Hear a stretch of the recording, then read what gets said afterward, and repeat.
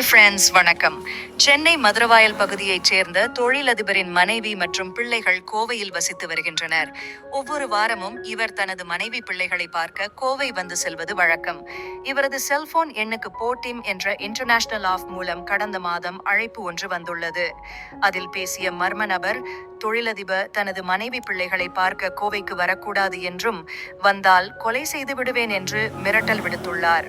மேலும் சென்னைக்கு வந்து கொலை செய்து விடவும் தயங்க மாட்டேன் என்று அந்த நபர் மிரட்டியுள்ளார். இதனால் அதிர்ச்சியடைந்த தொழிலதிபர் அழைப்பு வந்த எண் குறித்து விசாரணை நடத்தினார். பிறகு கோவையில் உள்ள தனது மனைவி மற்றும் பிள்ளைகள் குறித்து தனக்கு நெருக்கமானவர்களிடம் விசாரித்த போது போட்டிமாப் மூலம் அழைப்பு விடுத்து மிரட்டியது கோவை ரத்தினபுரி பகுதியைச் சேர்ந்த ஸ்வீட்சன் என்ற வாலிபர் என்பது தெரியவந்தது. தொடர்ந்து சென்னை தொழில் அதிபர் போலீசில் புகார் அளித்தார்.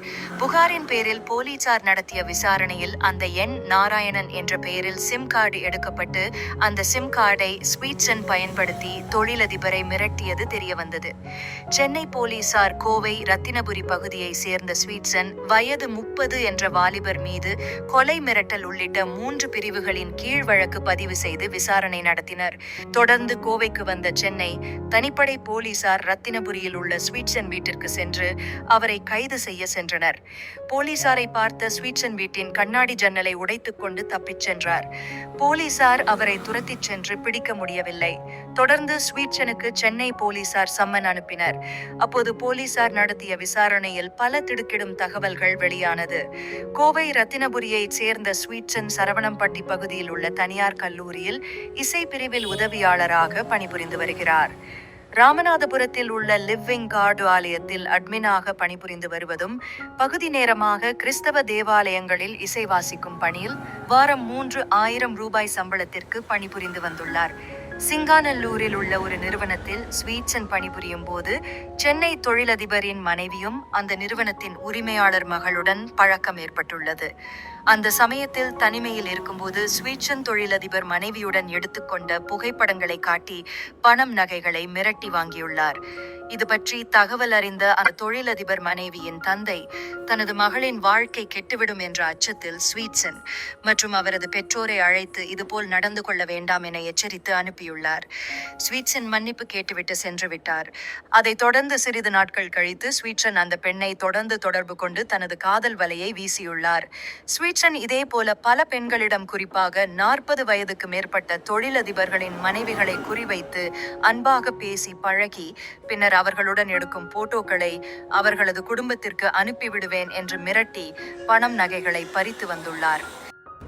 இப்படி மிரட்டியது மட்டுமல்லாமல், பணமில்லாமல் 8 மாதங்களுக்கு முன்பு நின்று போன தனது சகோதரி திருமணத்திற்காக சிங்காநல்லூர் நிறுவன உரிமையாளரிடம் நகை, பணம் உள்ளிட்டவற்றை மிரட்டி வாங்கிவிட்டு இனிமேல் உங்களது மகள் விஷயத்தில் தலையிட மாட்டேன் என ஸ்வீட்சன் கூறிவிட்டு சென்றுள்ளார்.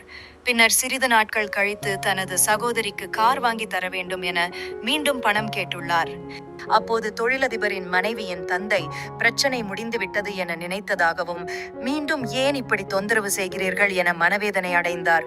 இதனால் உடல் நலம் பாதிக்கப்பட்ட அவர் தனியார் மருத்துவமனையில் சிகிச்சைக்கு அனுமதிக்கப்பட்டார். மேலும் சென்னை தொழிலதிபர் வைத்திருக்கும் கார்களின் நம்பர் போல ஸ்வீட்சன் சமீபத்தில் வாங்கிய காரும் 939 என்ற எண்ணை கொண்ட கார் என்பதும் விசாரணையில் தெரியவந்தது.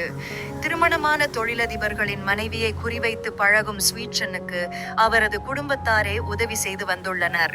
உல்லாச வாழ்க்கை வாழ்வதற்காக ஸ்வீட்சன் பல பெண்களிடம் பேசி பழகி வந்துள்ளார். தனது மனைவிக்கு தெரிந்தே பல பெண்களிடம் இதுபோல ஸ்வீட்சன் பழகி வருவதும், இரவு நேரங்களில் பல மணி நேரம் வீடியோ கால்களில் அந்த பெண்களிடம் பேசி வருவதும் என தனது வாழ்க்கையை உல்லாசமாக கழித்து வந்துள்ளார். மறைவான ஸ்வீட்சனை போலீசார் தீவிரமாக வலை வீசி தேடி வருகின்றனர். பொள்ளாச்சி பாலியல் சம்பவத்தை மிஞ்சும் வகையில் கோவை வாலிபர் தொழிலதிபரின் மனைவிக்கு காதல் வலை விரித்தது மட்டுமல்லாமல் தொழிலதிபருக்கு கொலை மிரட்டல் விடுத்த சம்பவம் கோவையில் பரபரப்பை ஏற்படுத்தியுள்ளது. இந்த சம்பவத்தை பற்றியும் தொழிலதிபர் மனைவி பற்றியும் என்ன நினைக்கிறீங்கன்னு கமெண்டில் சொல்லுங்க நண்பர்களே.